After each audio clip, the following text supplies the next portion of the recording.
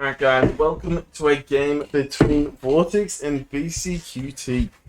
The map is Dry Arabia. This is the N4C Championship, $100,000 tourney. And we're going to take a look from the perspective of Vortix in this game. Personally, if any of you have been following me for a while, you know I've been very reluctant to be learning Mongols. But I've finally decided that I'm actually going to try and learn them. And some of you might be like, yeah, you just double produce units and win. I think it's a little bit more to it than that. And so I'm looking to learn a thing or two from Vortix here. And we're going to take a look into his build order, how he approaches the game. Obviously, he's coming up against Beastyqt's English. He's very renowned for being super aggressive and like powering up your resources with longbows and pikes. So let's see how Vortix approaches this. I have seen in the past that some Mongol players just go pure archers at the beginning. Obviously, they're vulnerable to a horseman switch from the English, which is a little less common. But rushing up your blacksmith techs and double producing and then going up to castle age off the back of that is typically what I see. But I'm interested to see what Vortix gets up to here. So his opening is 7 on food. He's actually not opting to chop much wood here. He chopped some wood initially while he was bringing sheep back to the town center. Built the Ovu instantly, and now he's sending 2 to gold. Keep in mind as well, the Ovu for the Mongols is nerfed now in the Dark Age and the Feudal Age. I don't have the exact numbers, but they were reduced compared to the original base rate before the last patch. But in Castle and Imperial, it scales up to a higher rate than what the original base rate was of last patch. So he's gone 7 on food, 3 to gold, and then he's sending you to food. I think he may have sent one of the gold bills a little bit too early here, as he's going to hit the gold count before the food. But nonetheless, it'll be pretty close to being on par. Maybe that's just due to the extra 30 wood he chopped initially. So 9 food, 3 gold, and now going on to wood. Beastyqt going up with the council hall here. Let's see, he's still just scouting around for sheep. Let's see what he's scouted so far. So he actually hasn't scouted Beastyqt's base at all at the moment. Going for deer stones, taking 3 off food here. And new build's going to wood.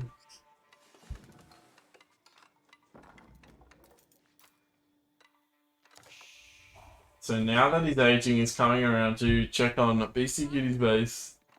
See if he's got any early farms going on. See how many he's building the council hall. Using the scouting falcon. So he'll have vision of this for 30 seconds. To be honest, this is one thing I always forget to do as the Mongols. But having vision here, he'll see if any extra military buildings come out. He'll also see if any longbows are actually being produced from this landmark. As you can see here, it's actually quite a big radius here. So nice from Vortix. Now he can focus on bringing back his sheep without having to, you know, constantly circle around the base here.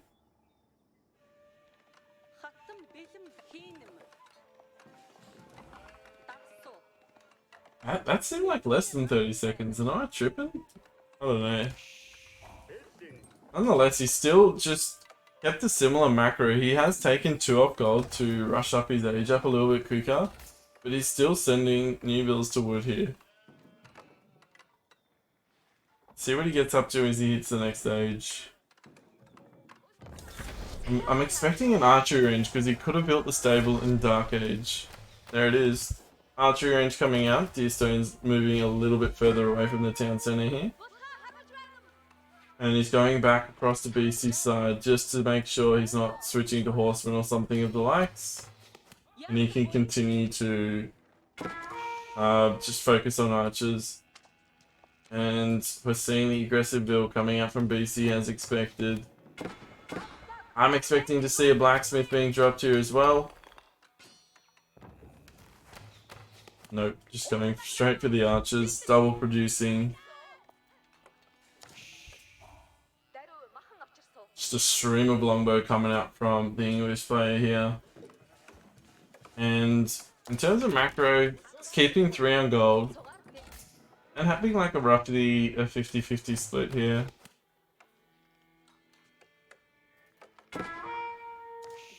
But he's making sure he's keeping his Khan in line with the longbow, so he knows where he's going to hit him from. And he can know where to position his archers based on what he's seeing here. I don't expect we're going to see a barracks coming out from Beasty. Nope. He scouted that there was only an archery range. And he's setting up the creep of towers here. So he's not overcommitting. And he's building it quite far back. But one thing to keep in mind is this, and very smart by Vortix here, he's actually moving the deer stone slightly forward so that his archers can come in and snipe this bill.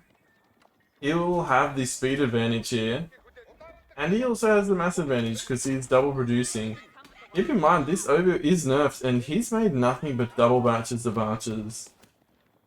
I think it begs the question, like, how much did it actually affect the early game of Mongols? It's only, like, it has benefited them in Castle Age, which is where they like to play anyway.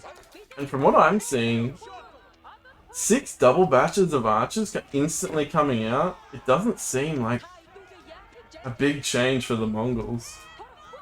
Is he doing a nice job of repelling here, but he did lose a build trying to build this outpost. I'm surprised we're not seeing any blacksmith being dropped here.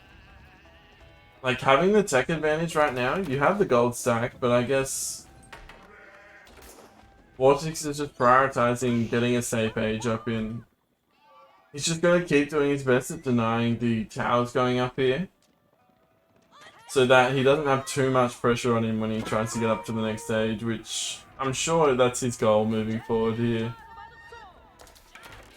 Using the vision once again to know when a bill is going to be coming.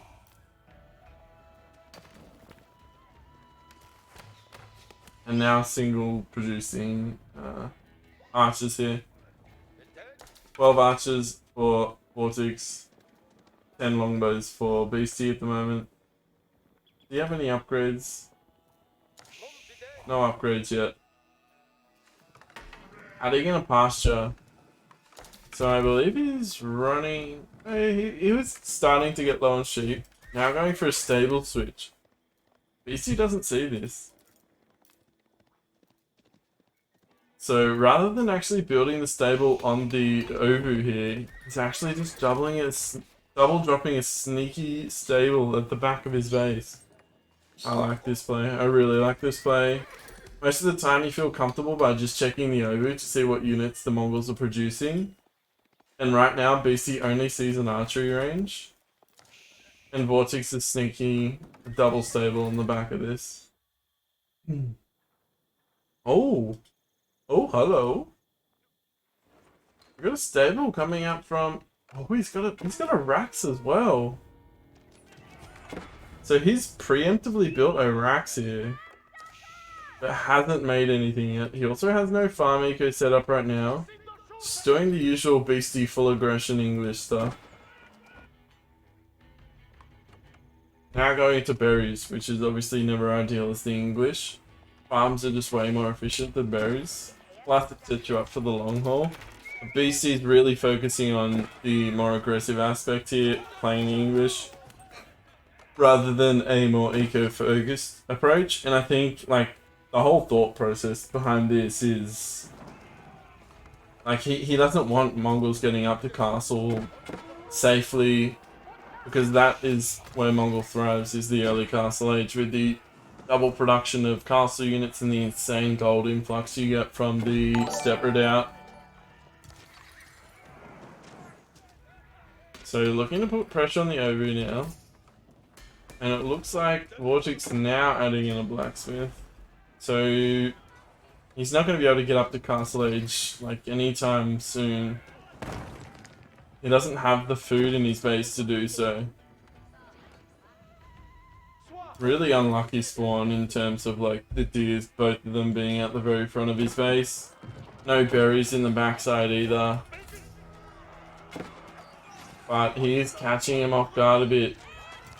These horsemen are out of position and he's outnumbered in horsemen right now. This is really nice for Vortix here.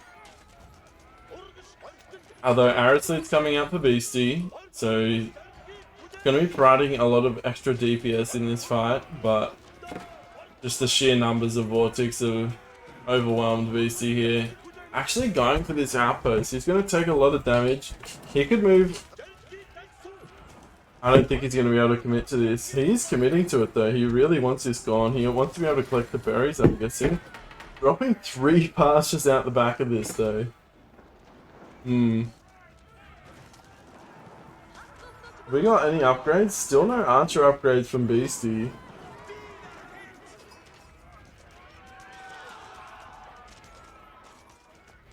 And the tower's still up. That tower got a lot of value. Although he did trade slightly inefficiently in order to keep it up, but this is actually swinging in the favor of Beasty here. I think Vortix overcommitted to killing that tower.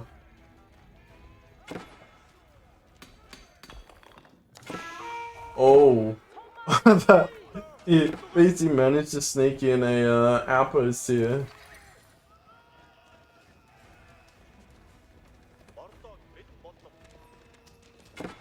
And now I think Vortix is actually in a pretty tricky position.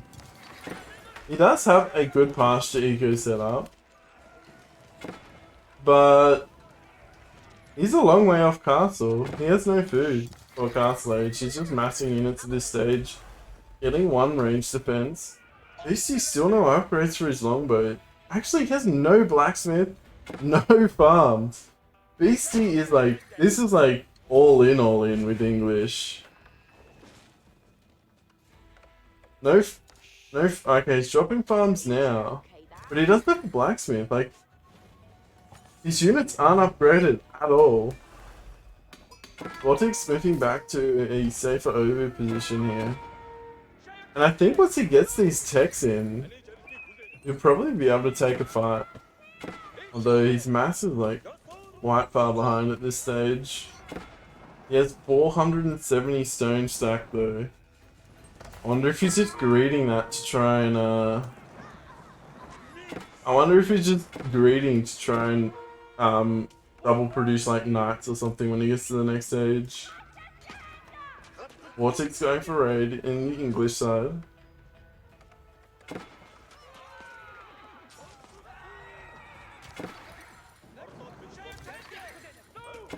I was wondering where his units were, but actually going for a raid, and I don't like this decision. He's gonna lose these horsemen. Like, the English town center does a lot of damage, and he's gonna lose these for 1 vill kill? Not even a vill kill. So he loses 4 horsemen there for no kills. A little bit questionable, but it looks like he is still gonna be able to clean up the forces of Beasty on his side of the map. He has the melee attack upgrade, he also has archer defense, so he should do pretty well here.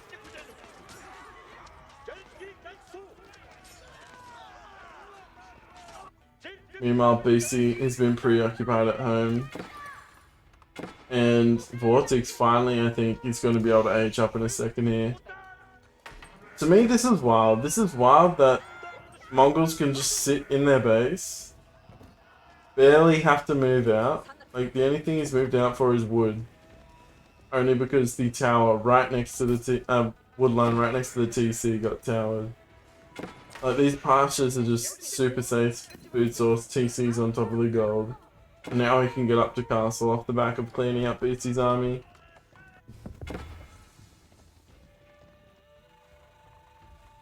Beasty finally getting a farming eco. He put a halt on production almost completely in order to get this farming eco going, but the consequence of that is now he has no food, and Vortix is going up to the next stage, which creates a really solid window for Vortix to do damage here.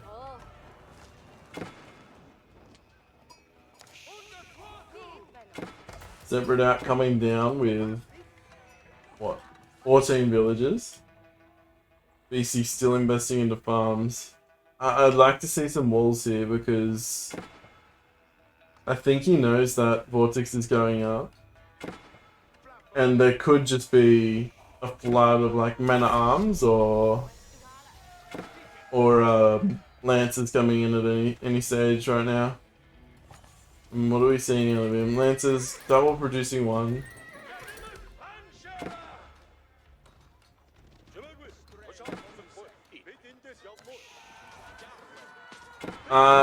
This is not live right now, Fire Attacker. This was played, well, for me it was this morning, early this morning. But we're taking a look into some of the games that I wanted to break down, and I'm currently learning Mongols, so I want to see how this is approached from Vortix's point of view. So, Beasty is now pumping out a bunch of pikes. This should, like, be able to deal with lancers to a certain degree, assuming he has enough. And now, Vortix making the right decision and completely switching into men-at-arms here. Fire Attacker, Mongol score is bugged, so they're always super inflated score. So it's not an accurate representation of the current state of the game right now. But in saying that, he is significantly ahead. He's a whole age ahead. He has his pasture eco pretty much set up to where it wants to be, similar to Beasty's farm eco. But Beasty's not really that close to aging right now. He's about halfway. He should get the resources pretty quickly here because he does have farms. Does he have horticulture? He's getting horticulture now. But Pike's doing a fine job there, repelling the lancers. But triple racks, more pastures coming down. Not satisfied with the current food eco coming in here.